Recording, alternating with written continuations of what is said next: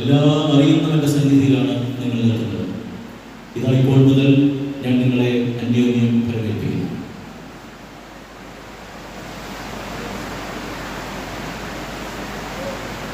എനിക്കും നിങ്ങൾക്കും ഇടയിൽ ദൈവം മധ്യസ്ഥനായിരിക്കട്ടെ. നിങ്ങൾ ദൈവേഷ്ടത്തിന് വിരുദ്ധമായി എന്തെങ്കിലും പ്രവർത്തിക്കുന്ന പക്ഷം ഞാനതിൽ കുറ്റമില്ലാത്തവരായിരിക്കും. പട്ടക്കാരിലും ശമാശന്മാരിലും വിശ്വാസികളായ ജനത്തിലും മണവാളനിലും മണവാട്ടിയിലും ക്ഷണിക്കപ്പെട്ടവരിലും ക്ഷണിച്ചവരിലും ദൈവത്തിൻ്റെ അനുഗ്രഹങ്ങളും കരുണയും സമൃദ്ധമായിട്ട് ആവശ്യിക്കുമാറാകട്ടെ.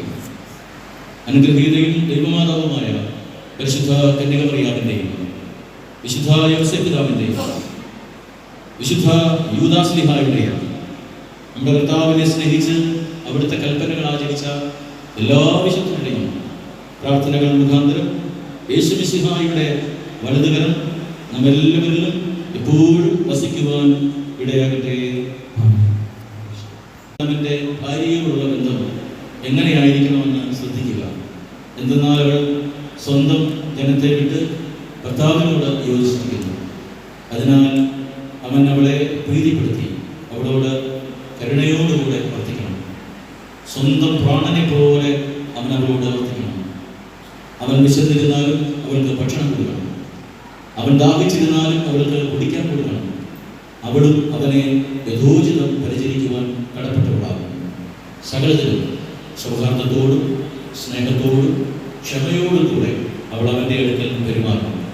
നമ്മുടെ കർത്താവായ യേശുമിശിഹായുടെ കൃപ ഞങ്ങളിലും നിങ്ങളിലും എന്നേക്കും ഉണ്ടായിരിക്കുമാറാകട്ടെ.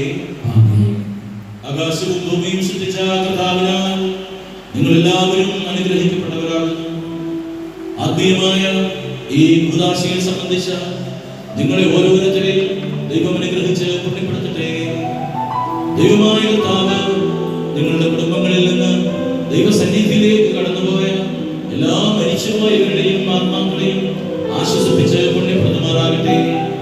പിതാവ് പുത്രനും പരിശുദ്ധ രൂപായുമായുള്ളവരെ ബലഹീനതകളുള്ളതും കുറവുള്ളതുമായ ഞങ്ങളുടെ പ്രാർത്ഥനകൾ അവിടുത്തെ ഉന്നത സിംഹാസനത്തിന്റെ മുമ്പാകെ കേൾക്കപ്പെട്ടവയും അംഗീകരിക്കപ്പെട്ടവയും ആക്കി തീർക്കണമേ.